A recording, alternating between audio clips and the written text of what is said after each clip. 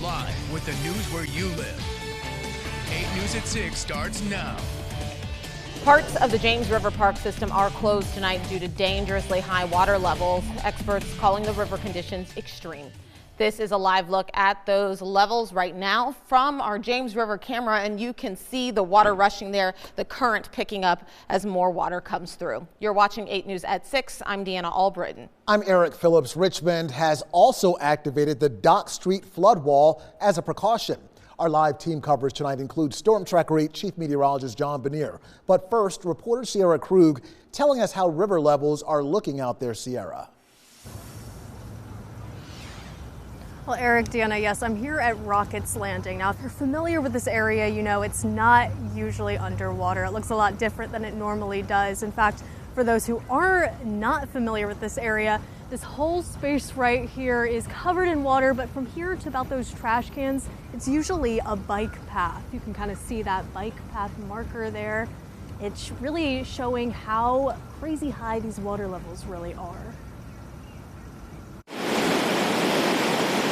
Keeping an eye on the River City's river. It's pretty extreme conditions out there right now. Spots along the James River like Huguenot Flatwater, Pony Pasture, and Dock Street closing down Monday as water levels continue to rise. The river is up to around 16 feet as of Monday afternoon. That puts us at flood stage. Josh Stutz with the Friends of the James River Park says the parks aren't facing too much damage just yet, but we may see certain areas needing fixing in the next few weeks. According to the river enthusiast, the main concern at this point is ending up in the icy cold water. The river itself is very high and very dirty, full of debris.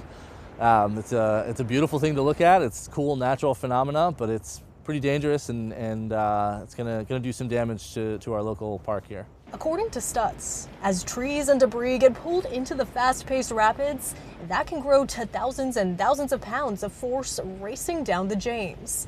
He urges people to be smart and safe this next week. I think it's great to look at it from a distance. I'll get up on a bridge or get to some dry spot in the park where you can watch and hear these rapids go by. It is a great thing. We just ask that people do it safely and that they don't take any risks with getting too close to it or trying to get that cool Instagram shot or whatever, leaning into the water. It's just not worth the risk. You'd be swept to the sea practically before anyone can get to you. Again, Central Virginia is expecting some additional winter weather coming up later this week, and I'm told depending on how much precipitation areas to our west get, that could impact how high our river levels are, as well as how quickly that snow melts. In the meantime, I'm told it's best to avoid getting in the water.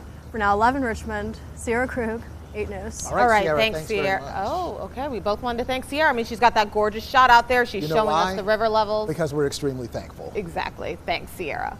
Well, now as we prepare for another storm heading our way, let's send it over to Chief Meteorologist John Benier. And JB, VDOT is already starting to pre-treat the roads. Yeah, putting that brine down on the roads. Saw that on the way into work this afternoon. I'm sure Eric did because he also comes down some of the same highways I take.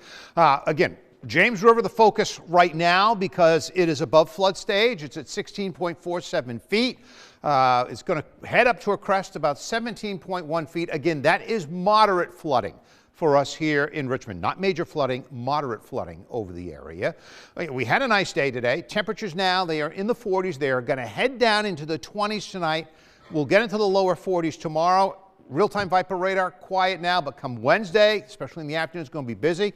There is the winter storm watch. Important to note, it's not northwest of us. It is basically the southeastern 2/3 of the state. This is when stuff's going to be arriving, about the noon hour when we get into Wednesday, and really starting to pick up as we head into the afternoon.